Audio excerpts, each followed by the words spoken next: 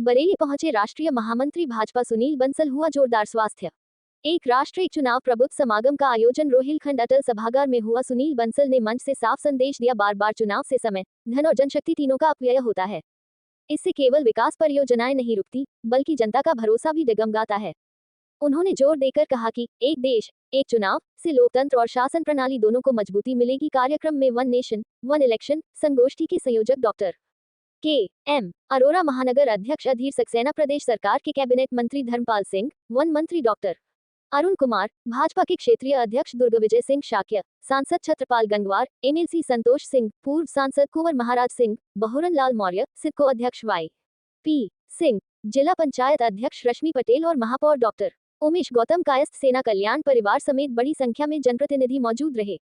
मेजबान की भूमिका निभाते हुए कुलपति प्रो. के.पी. सिंह ने अतिथियों का स्वागत किया।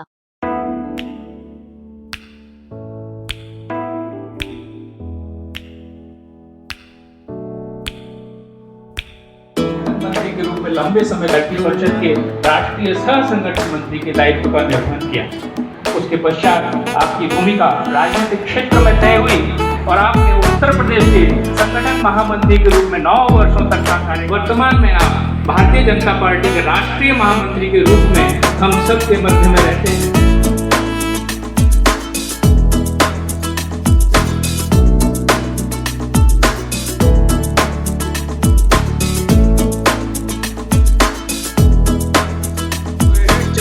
और वन नेशन वन चुनाव के क्या बयान? पूरे देश में इस समय एक ज्वलन होता है। बार बार चुनाव होने के कारण से जो कई प्रकार की समस्याएं देश के सामने आ रही है, माननीय रामनाथ कोविंद जी के नेतृत्व में जो कमेटी बनी और जो भी जेपीसी को बिल हमारा है, तो पूरे देश में एक अवेयरनेस के लिए देश में एक साथ चुनाव होने चाहिए, तो उस अभियान को लेकर के एक पूरे देश में जन अभियान ये बने। उसी क्रम में आज बरेली के भी प्रबुद्ध लोगों के साथ में देश के कैसे भविष्य में चुनाव होंगे उसको लेकर चर्चा का आयोजन, तो उसके लिए आप संक्षेप में जानना चाहेंगे क्या फायदा होगा वन नेशन वन चुनाव से?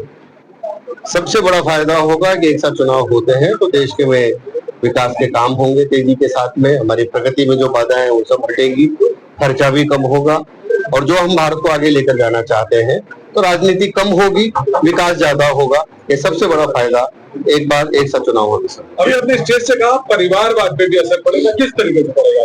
स्वाभाविक रूप से जब एक साथ चुनाव होते हैं तो परिवार से जो बार बार लोग चुनाव लड़ते हैं तो उसमें भी स्वाभाविक रूप से रोक लगेगी, क्योंकि एक साथ चुनाव होना है तो सभी परिवार के लोग तो अलग अलग जगह से चुनाव लड़ नहीं पाएंगे, तो कम लोगों को अवसर मिलेगा, ज्यादा नए लोगों को अवसर मिलेगा, तो थोड़ा परिवारवाद की भावना भी उसके ढंग से रुकेगी। एक पश्चिम बंगाल के प्रभारी हैं, अभी जिस तरीके की वहां हिंसा हुई उस पर आप क्या कहेंगे? पश्चिम बंगाल में जो हिंसा हो रही है वो सारी हिंसा एक तरह से प्रायोजित है, वहाँ के मुख्यमंत्री के द्वारा ये सब किया जा रहा है और मैं मानता हूँ आने वाले दिनों में जो वहाँ चुनाव होंगे उस चुनाव में बहुत बड़ा पश्चिम बंगाल की जनता बड़ा परिवर्तन लाने वाली है।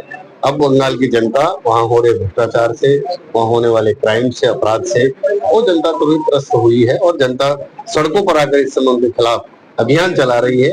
तो ये सभी हिंसा, उनका जो भ्रष्टाचार अभी शिक्षक मुद्दे पर आया, तो ये सब कारण जो उस घटनाओं को रोकने के दबाने के लिए है, लेकिन इस समय बंगाल में एंटी ममता एक वेव चल रही है। आखिरी सवाल, जिस तरीके से पहलगाम में आतंकवादी हमला हुआ इसको किस तरीके से देखते हो, भारत कैसे रूप से करना चाहिए?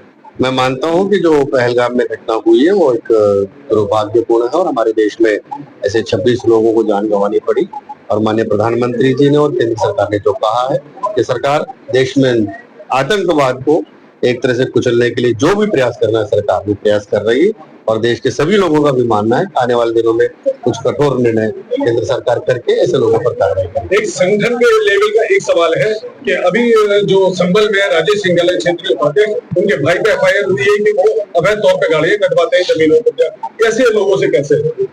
मेरा मानना है कि कोई भी व्यक्ति हो संगठन में अगर इस प्रकार के लोग हैं जिन पर ऐसे सब आपत्ति आती है तो संगठन उन बातों की चिंता करके ऐसे लोगों पर जरूर कुछ निर्णय लेना चाहिए। मतदाता सूची को